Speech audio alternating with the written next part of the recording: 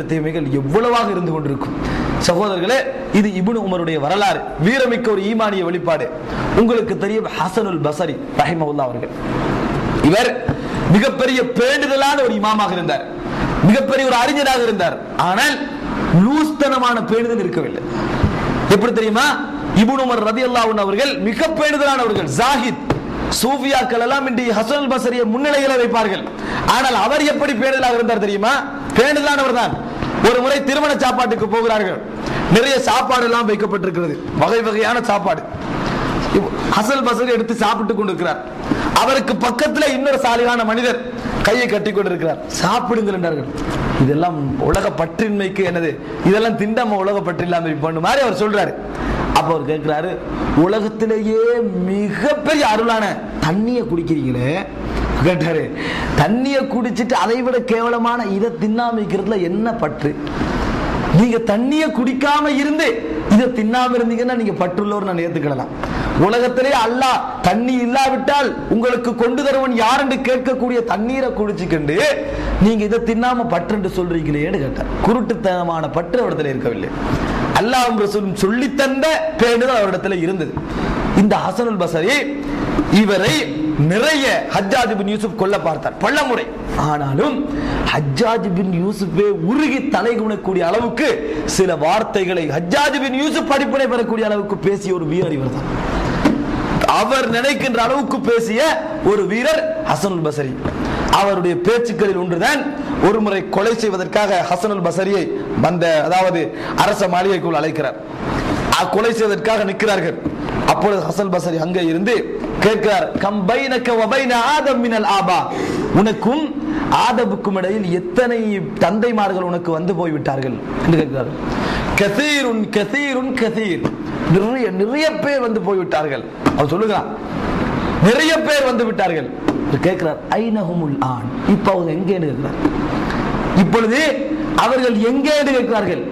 அதுக்கப்புறம் ஒன்றும் சொல்லல. ஹஜ்ஜாஜ் பின் யூசுப் தலையை குடிச்சிட்டார். ஹஜ்ஜாஜ் பின் யூசுப் தலையை குடித்து விட்ட. ஏன்? ஹரிபு வ மாத்து, மரணித்து விட்டார்கள், ஹராபாகி விட்டார்கள். என்ன அர்த்தம் தெரியுமா? நீனும் அங்கதான் போகிற. உனக்கு முன்னால ஆதமிலிருந்து இன்றைக்கு வரைக்கும் நிறைய பேர் வந்தது நீ சொன்னாய், எல்லாருமே ஹரிபாகிட்டாங்கன்னு சொன்னாய், மௌத்தாகிட்டாங்கன்னு சொன்னாய். அடுத்தது நீதானே, அடுத்தது நீதானே என்பதை படிப்பனையாக கேட்ட உடனேயே ஹஜ்ஜாஜ் பின் யூசுஃப்க்கு அந்த வார்த்தை தனக்கும் ஒரு முடிவு இருக்கிறது என்பதை ஞாபகப்படுத்தியவுடன் தலையை குனிக்கிறார். ஹசன் பஸரி வெளியேறுகிறார். ஹசன் பஸரி வெளியேறுகிறார். ஒன்றும் சொல்லவில்லை ஹஜ்ஜாஜ். ஹஜ்ஜாஜ் பின் யூசுப் ஒரு வார்த்தை கூட சொல்லவில்லை. கடைசி வரைக்கும் இப்படியே தான் அவர் மரணித்தார். அந்த அளவுக்கு ஒரு மிக வீரமான வார்த்தைகளை பேசியதை ஹசன் பஸரியுடைய வாழ்க்கையிலே நாங்கள் அதிகமாக காணலாம்.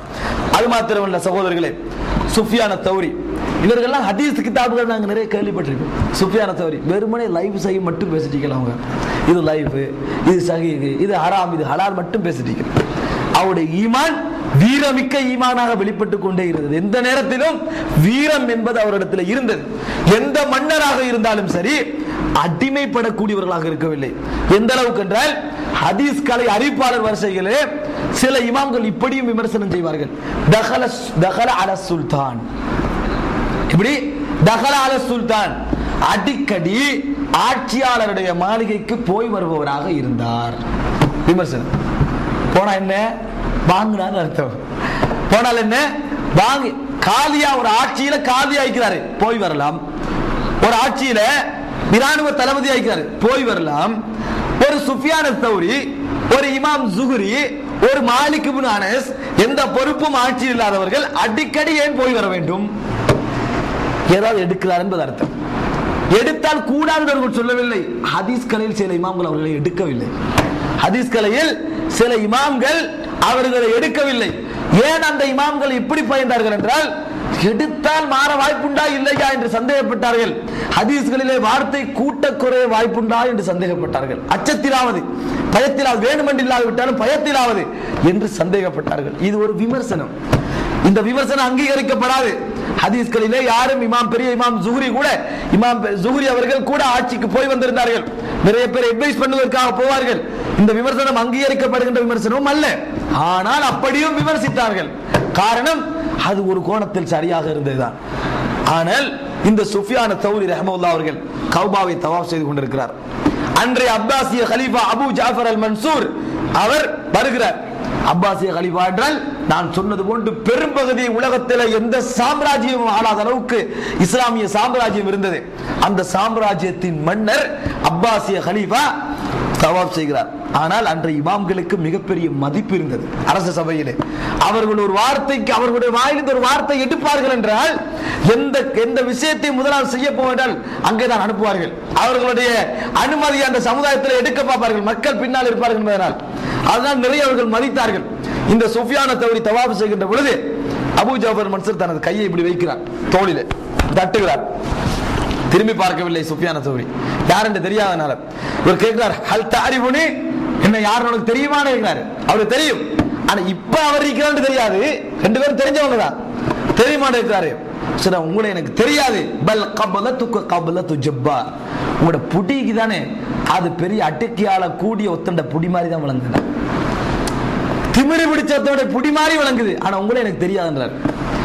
சொன்னவுடன் பக்கத்தில் இருக்கக்கூடிய அமைச்சர் அல்லது அந்த மன்னரோடு வந்தவர் சொல்கிறார், அபு ஜாஃபர் அல் மன்சூர் ஹலீஃபா அப்படின்னு சொல்கிறார். அப்போ ஒரு திருப்பி ஹலீஃபான்னு சொன்ன பின்னால இவர் கேட்கிறார், யாரு மன்னர் கேட்கிறாரு, மா மனஅக தஸூரனா, ஏன் எங்களே அடிக்கடி வராமிக்கிறீங்க, என்னோட மாளிகைக்கு அடிக்கடி வராமிக்கிறீங்கன்னு கேட்கிறாரு.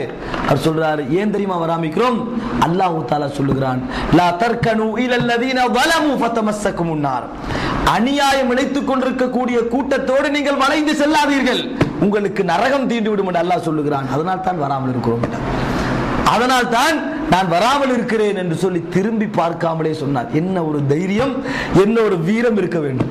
முழு ஆட்சியும் கையில் நினைத்தால் எதுவும் செய்துவிட முடியும்.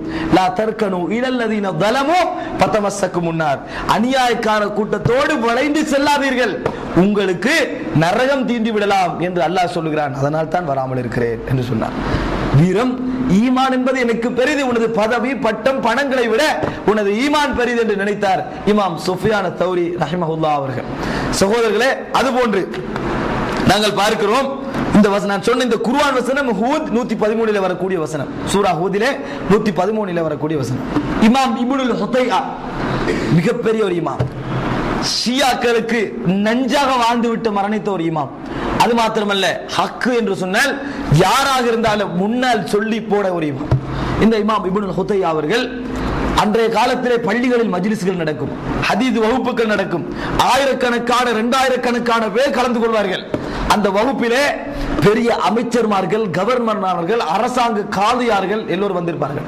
அரசாங்க காதியார்கள் இன்றைய காதியார்கள் போன்றல்ல, பல பலத்தோடு அரசாங்க மன்னருக்கும் தீர்ப்பளிக்க முடிந்த அளவுக்குள்ள காதியார்கள் எல்லாம் கலந்து கொள்வார்கள். குறிப்பாக ஷியா காதியார்கள், ஆட்சியில் இருந்த காதியார்கள் வந்து கலந்து கொள்வார்கள், கவர்னர்கள் கலந்து கொள்வார்கள். ஆனால் ஒரு நாளும் அவர் பாடங்களை நடத்துகின்ற பொழுது ஷியாக்கள் இந்த கருத்திலே இருக்கிறார்கள் என்று சொல்லுகின்ற பொழுது சமாளித்து பேசவில்லை. எப்படி தெரியுமா சொல்வார், ராஃபிலாக்களுடைய கருத்து இதில் இப்படி இருக்கிறது, ஷியாக்களுடைய கருத்து இப்படி இருக்கிறது, மக்களிலே மிகப்பெரிய மடையர்கள், அவர்கள் காபிராகிவிட்டார்கள் இருப்பார்கள். ஷியா காதியார்கள் அமைச்சர்மார்கள் இருப்பார்கள். அப்படித்தான் சொல்லுவார். ஒரு நாள் மிகப்பெரிய காதியார் மன்னர்களுக்கு தேவைப்பட்ட ஒருவர் அந்த மஜ்லிஸுக்கு வருகிறார். பல இராணுவ பட்டாளம் கூட வந்து பாடத்திலே இருக்கிறார். சில நேரம் அவதானத்திற்கும் வருவார்கள். இருக்கின்ற பொழுது ஒரு சிறுவனை அழைத்து வெள்ளி பாத்திரத்திலே தண்ணி கொண்டு வா என்று சொல்கிறார். இப்படி வெள்ளி பாத்திரத்திலே தண்ணீர் கொண்டு வாருங்கள் என்று சொல்கிறார்கள். கொண்டு வாருங்கள் என்று சொன்னவுடன் அந்த சிறுவன் வெள்ளி பாத்திரத்திலே தண்ணீர் கொண்டு வருகிறார். சகோதரர்களே, வெள்ளி பாத்திரத்திலே தண்ணீர் கொண்டு வருவதை கண்டவுடன் இப்னுல் ஹுதையா தனது கையை நீட்டி அந்த சிறுவனை இப்படி நெஞ்சிலே கை வைக்கிறார். வைத்து சொல்லுகிறார், ஒரு சத்தம், ஒரு சத்தம் ஒன்று போடுகிறார். அந்த பள்ளி அதிர்ந்தது. வைத்து விட்டு சொன்னார், அந்த பள்ளி அதிர்ந்தது. அதிர்ந்து சொன்ன வா ஹர்ரஹா அலா கபிதி, என்ன ஈரல் சுடுகிறது என்று சொன்னார். எனது ஈரல் சுடுகிறது. அதுஷ்ரபு في مجلس تقرأ فيه أحاديث رسول الله صلى الله عليه وسلم من آنية فضة என்று கேட்டார்கள்.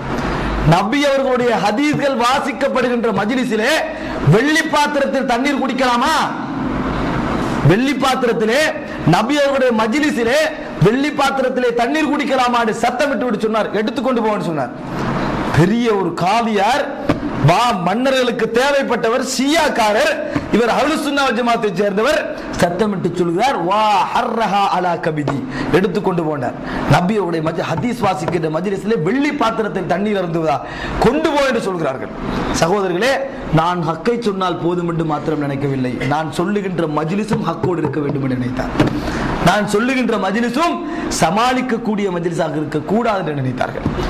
இந்த வார்த்தை சொன்னார்கள். சகோதரர்களே, இந்த இமாம் இப்னு ஹுதையாவுடைய இந்த சம்பவம் கிட்டத்தட்ட அதாவது 20வது பாகம் 346 பக்கத்திலே சியர் அஅலாமின் நுபலா என்ற கிரந்தத்திலே நீங்க இதை பார்க்கலாம். அவர் கடைசியிலே ஒரு நோமலான ஒரு பாத்திரத்திலே தண்ணீர் அழைத்து குடித்து விட்டு ஃபஹரஜ் வஸ்தஹியா, வெக்கப்பட்டு வெளியே போனார். ஒன்னும் செய்ய கிடைக்கிறார். 2000 பேர் மக்களுக்கு முன்னால் அவர் கேட்ட கேள்வியில வெக்கப்பட்டு வெளியே போனார். ஒன்றும் செய்வதற்கு அவரால் முடியவில்லை. ஹதீஸ்ல பார்க்கிறோம், வரலாறுல பார்க்கிறோம். சகோதரர்களே, அடுத்ததாக முன்திர் இப்னு சயீத் அந்தலுஸ், ஸ்பெயின், இன்றைய ஸ்பெயின் உங்களுக்கு தெரியும். உமையாக்கு ரசூலுல்லாஹி ஸல்லல்லாஹு அலைஹி வஸல்லம் அதற்கு பின்னால உமையாக்குடைய வந்த ஆட்சி மட்டும்தான் அங்க இருந்துச்சு. 800 வருடம் உமையாக்குடைய ஆட்சி. அதுல அப்பாசிய கிலாபத்துக்கு வர கிடைக்கல, அது போன்று உஸ்மானிய கிலாபத்துக்கு வர கிடைக்கல, யாருக்கும் அந்த இடத்துக்கு போக கிடைக்கல. உமையாக்குடைய ஆட்சி மட்டும் இருந்துச்சு. அந்த 800 வருடம் ஆண்ட அந்த அந்தலுசிலே அப்துர் ரஹ்மான் அல் அந்தலுசி என்று சொல்லப்படக்கூடிய ஒரு மன்னர், அவர் கலீஃபாக இருக்கிற நேரத்திலே அந்த நாட்டிலே அவருக்கு மிகவும் நெருக்கமான ஒரு நீதிபதியாக முன்திர் இப்னு சயீத் என்பவர் இருந்தார். அவரை வைத்திருந்தார்கள், பொறுப்புக்கு வைத்திருந்தார். அவர் ஜனாதிபதி சட்டத்தரணி போன்று அவருக்கு பக்கத்திலே ஆலோசகராக இருந்தார். இந்த மன்னர் என்ன செய்கிறார் தெரியுமா? அந்த லூசிலே நான் இப்படி ஒரு ஆட்சியை செய்கிறேன் என்ற பெருமையின் காரணமாக ஒரு பெரிய மாளிகை கோபுரம் கட்டுகிறார். கோபுரம் கட்டி அதன் கூரைகளை எல்லாம் தங்கத்தால் அமைக்கிறார். எதால் அமைக்கிறான்? தனி தங்கத்தால் அந்த கூரைகளை அமைக்கிறார். எல்லா நாட்டிலும் எடுக்கப்பட்ட கனிமத்து, அந்த சொத்து, இந்த சொத்தெல்லாம் எடுத்து கூரைகளை தங்கத்தால் அமைக்கிறார். சில நதிகளை வெட்டி தனது கோபுரத்தின் பக்கம் திருப்புகிறார், தனது மாளிகையின் பக்கம் திருப்புகிறார். திருப்பிவிட்டு எல்லா அமைச்சர்மார்களையும் எல்லா நீதிபதிகளும் சந்திக்க வருமாறு அறிக்கை விடுகிறார். அவர் நடுவிலே சிம்மாசனத்தில் இருந்து கொண்டிருக்கிறார். ஒவ்வொருவராக உள்ளே நுழைகிறார்கள். இந்த நுழைகின்ற நேரத்திலே ஒவ்வொருவரும் இருந்த பின்னால் கேட்டார், எப்படி எனது மாளிகை? ஒவ்வொருவரும் அந்த ரசனை பார்த்து விட்டு சொன்னார்கள், அந்த வஹீதுன் ஃபீ முப்ததாஅதிக, உங்களோட ஒவ்வொரு செயற்பாடுகளும் நீங்க மட்டும்தான் செய்றீங்க, இதுக்கு முன்னால வரலாற்றுல யாரும் செஞ்சிருக்க வாய்ப்பில்லை. இப்படி அந்த அளவு அழகா இருக்குது மன்னரே என்று சொன்னார்கள். நிறைய பேர், நிறைய உலமாக்கள், காதியார்கள், உஸராக்கள், நூற்றுக்கணக்கான ஆயிரக்கணக்கான பேர்கள் சொன்னார்கள். பல ஏரியாவில் அழைத்திருந்தார். எல்லோருக்கும் அவர் அப்படி சொல்லுகிறார். கடைசியாக முன்திர் இப்னு சயீத் அவர்கள் உள்ளே வருகிறார். மேலே பார்த்து கொண்டு வரவில்லை, கீழே அவர் வர வேண்டும். அவருக்கு மெயினான முக்கியமானவர் குனிந்து கொண்டு வருகிறார். அகத மஜ்லிஸா, அவருடைய இடத்துல வந்து இருந்த பின்னால் அவர் குனிஞ்சு கொண்டே இருக்கிறார். மன்னர் கேட்கிறார், எல்லோர்ட்டையும் கேட்ட மாதிரி இவர்கிட்டையும் கேட்கிறார், எப்படி எனது மாளிகை? நேரம் குனிஞ்சிட்டு இருக்கிறார், மோத்த தூக்குறாரு, கண்ணால கண்ணீர் ஓடுது. முன்திர் இப்னு சயீதுக்கு கண்ணால கண்ணீர் அப்படி மல்கி ஓடுது. எல்லாரும் பேசாம இருந்தா அவர் பேசாம வைக்கல. அப்படி ஓடிக்கொண்டே இருக்கக்குள்ள அவர் சொல்றாரு, யா அமீரல் முஃமினீன்,